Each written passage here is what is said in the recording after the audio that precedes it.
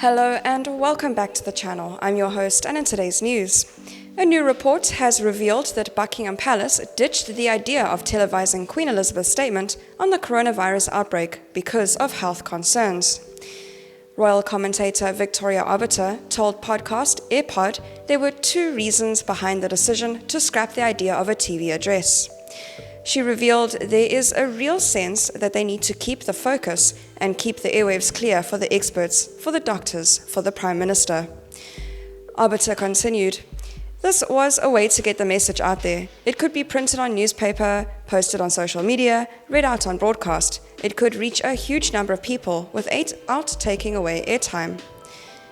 It is inevitable that at some stage she will address the nation. I hope it is not because things have gotten considerably worse, but because we are coming out the other side. But I think that kind of decision would have been made for purely practical reasons and not wanting to overstretch resources.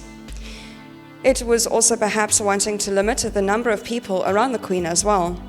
We know that when the Queen gives an address, there are a lot of people involved. There is lighting, there is sound, there is hair and makeup, and producers and directors, and at least in the US every major news station has reported a positive coronavirus case. There is an abundance of caution given the Queen's age, and that she and Prince Philip are protected, so that the impacting and decision-making. The 93-year-old went on to share a statement via social media, assuring the public that my family and I are ready to play our part. The statement read, "As Philip and I arrive at Windsor today, we know that many individuals and families across the United Kingdom and around the world are entering a period of great concern and uncertainty. We are all being advised to change our normal routines and regular patterns of life for the greater good of the communities we live in, and in particular to protect those vulnerable within them.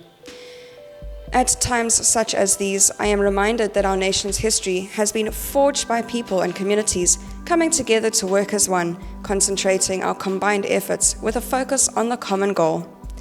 We are enormously thankful for the expertise and commitment of our scientists, medical practitioners, and emergency and public services. But now more than any time in our recent past, we all have a vitally important part to play as individuals, today and in the coming days, weeks, and months. Many of us will need to find new ways of staying in touch with each other and making sure that loved ones are safe.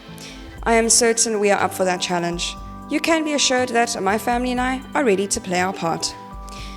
The statement comes after growing concerns for her and Philip's safety. Last week it was revealed the royal was fleeing London for Windsor as the coronavirus pandemic worsens in the UK.